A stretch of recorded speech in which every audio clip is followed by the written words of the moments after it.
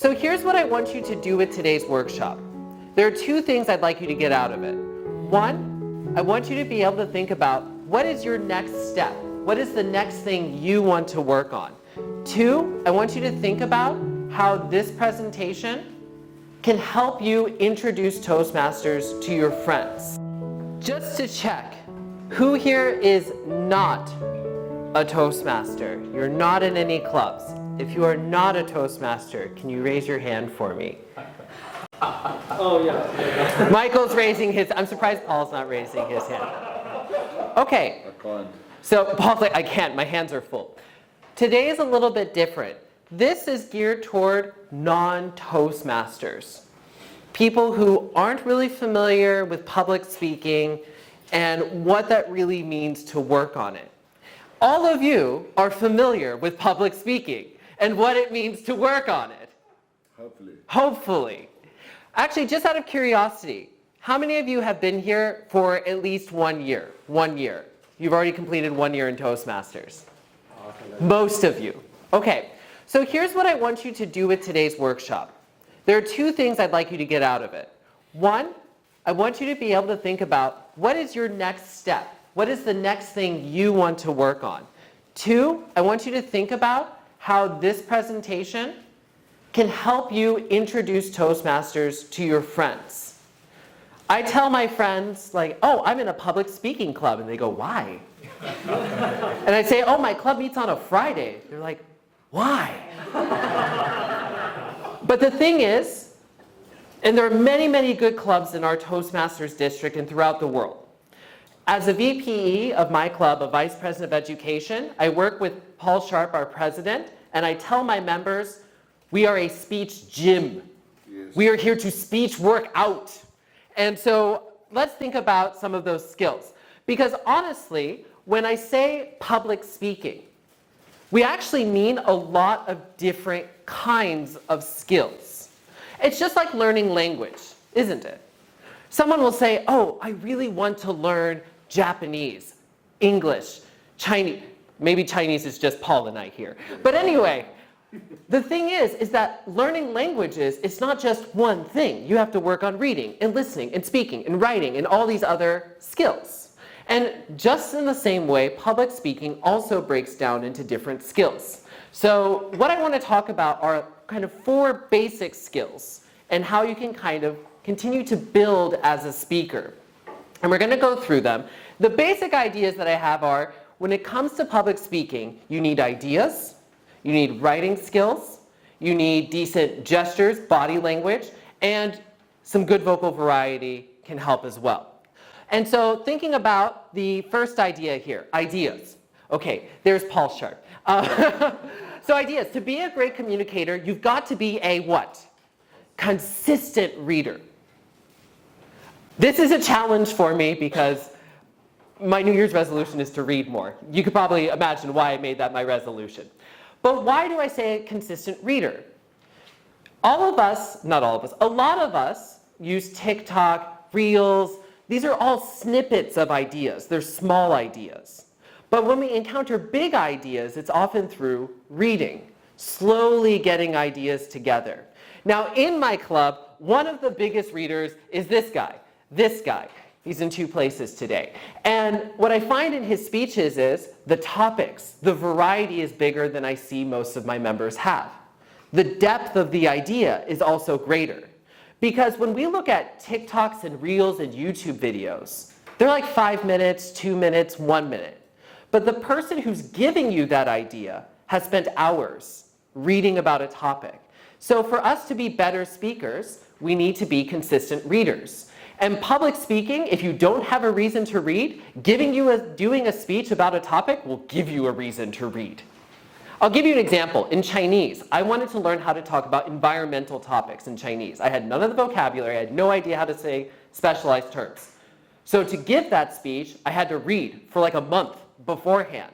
Normally, I wouldn't want to read, but giving a 7-minute speech in front of 40 people makes me want to get ready to read. And so I had my motivation. Now, writing. I don't know about you all, But there are many people when it comes to Toastmasters and speaking, we're all busy. We all have jobs or school or life or babies. Just Jay. Okay, anyway. And so we all have things going on. And so what I see often happens is your VP, your Vice President of Education, says, Sam, next week I need you to give you a speech. Now Sam's a good member, so he says, No problem. no problem. Yes! But what happens to Sam? It's Thursday night, and he's now a member of TGIF. No, I know you're not a member, but supposing. And he still hasn't written his speech. So what does Sam probably do? He does one of two things. One, he just finds an old agenda from 3 months ago and makes like a quick outline.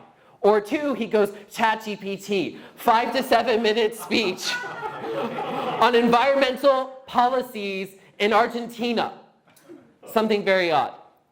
But the thing is, when you do this, you hurt yourself. And I used to do this. Okay, not with ChatGPT, but just really quickly writing notes. Because you don't get a chance to get all the ideas in your brain out on paper. So our charter president, Lester Lynn, he would always tell people, write out your speech. You don't need to memorize it, but just get the ideas out there. Why? Because you can't edit ideas in your brain. You can't really dig down deep in your brain. You need to be able to write it out. And that's when you'll see what ideas work, what ideas don't work.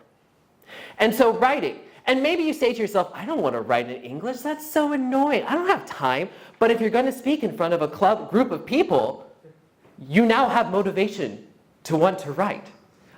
I know, because when I give Chinese speeches, I have motivation now to want to write. And so this is another good thing. If you want to improve your writing skills, join Toastmasters. Writing speeches is a great practice, and lots of people are often willing to look at your script and help you improve. Now, gestures. This is my lovely wife. Anyone who is married in this room or has a boyfriend or girlfriend and you've wanted them to join Toastmasters for a long time, I am here to tell you there is hope. It took 10 years. Carolyn, it took 10 years. I'm sorry, she's not here today, to join. But she does fantastic speeches with great gestures. She did this wonderful speech about the Malayan night heron. It's like a 黑关马路. You see it, or 大笨鸟. Okay, there we go, thank you. It's this very slow-moving bird, really big, and her body language in talking about the bird, she's like this. Amazing! But how did she get so good if she wasn't already a Toastmasters? Does that mean Toastmasters isn't good for training? She was on TV for 7 years. She would watch herself and see what kind of movements she made. So when somebody asks you, why should I join Toastmasters? You say, listen, the training we can give you, you would have to be a TV star to get. Come to Toastmasters, you can learn how to be a host just by coming here. No job application, come in, grow. You'll do great. So gestures are really big, and this is something that you might want to think about how you can work on. And one of the big ways in TGIF and Born to Shine that we work on it is through watching ourselves. You'll see Paul Sharp here, he's recording, and I will watch and I will click like and I will leave a comment. But I kid you not, about 3 years ago, I was just coming back from Japan. And I didn't have this habit of watching Paul's videos or watching my own videos. Because I'd say, oh no, I can't do that, so embarrassing. I've improved so much because I know the weird things I do now. I realize while watching my videos, if it's a 5 to 7 minute speech, at 1 minute and 45 seconds, I'll start to go like this. And I'll put my hand in my pocket. One time he called me out, he said, Joe, why is your hand in your pocket? Yeah, wow. But I wouldn't notice if I didn't watch. Yeah. And so this is where watching yourself, recording yourself, you don't have to put it up on YouTube. That's okay. You can keep it on your phone. Don't mind. But you do have to watch. And because otherwise, you don't really get a good sense of what your hands are doing. Really, I encourage you, watch yourself. 7 years of TV, you can get it for Toastmasters really quickly, really easily. The other thing too though, voice. Now we have a member in our club, Jonathan Clausen, and he is a master storyteller. But beyond just giving really nice stories about, a beautiful flower breaking out from the concrete to show how nature can still reign supreme over the city. You're like, wow, beautiful. But the way that he uses his voice is what brings you in. But he can also give technical speeches. He can talk fast, he can talk slow, he can use different kinds of pitches. And that's what really draws your audience in. But here's the thing.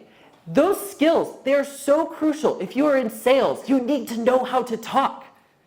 But it's difficult to practice because we don't practice speaking skills at lunch.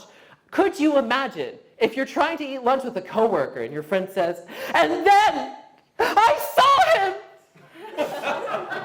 My one true love."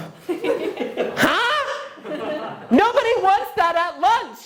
We're just here to chat. It would be interesting. It would be interesting, and everyone around you will look at you like you're crazy. Yeah. I know this because we've done this. We'll be at like a park, or the worst is, if you've ever done this in Taipei, if you're on the MRT and you're like, I'm giving a speech tonight, and so you're like, and you're doing your gestures on the subway, people think you're crazy. So if your friend wants to practice public speaking, you say, listen, you could practice on the bus. You could practice on the MRT, but no one will clap for you and someone will call the police. But if you join my club today, you'll practice, we'll evaluate you, and you'll grow, and no cops will come to arrest you. But voice is also really important. So here's the thing. What I really love about Toastmasters is the very first level. It starts to give these ideas. So our icebreaker, the very first thing you do. And people will always freak out about icebreakers. New members often are like, I do not want to break any ice. But we tell people, this is just for you to talk. It doesn't matter how good you are, how bad you are, it's okay, just start talking. And then you look at what level 1 does. Writing a speech with purpose, boom.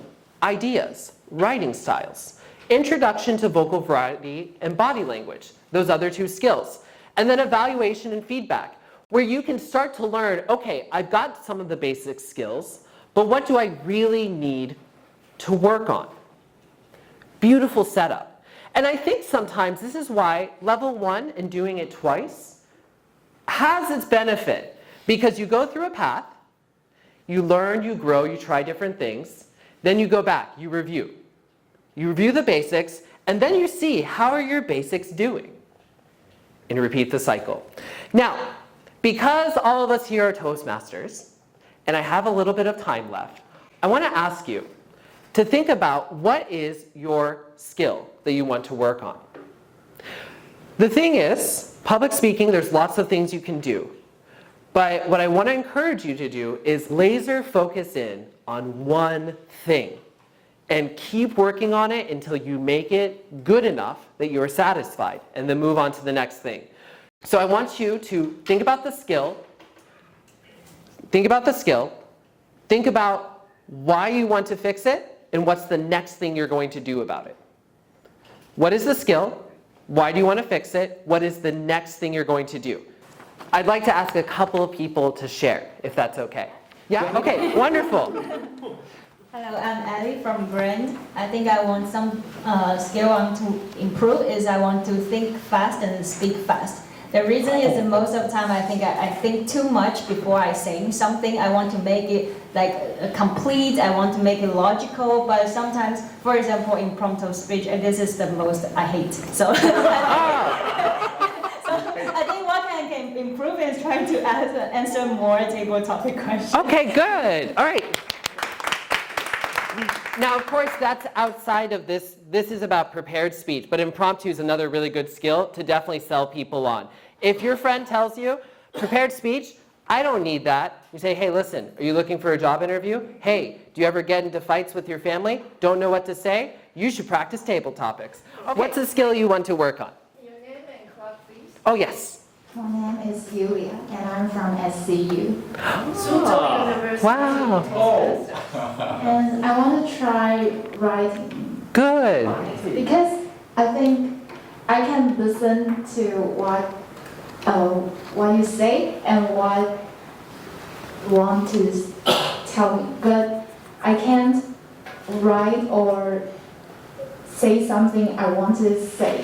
Just I can't make a complete sentence to say my opinion in writing. Okay. So, yes. So I want to do this and improve myself. Hey, you won bingo. I put writing too. We should be friends. Now, wonderful. Sam has given us the red board. But again, what I want you to get from this, think about the next skill you want to work on and make it happen in your speech. And tell a friend about Toastmasters. Tell them what they can gain. And now you can be really concrete about the skills. All right, thank you so much. Michael.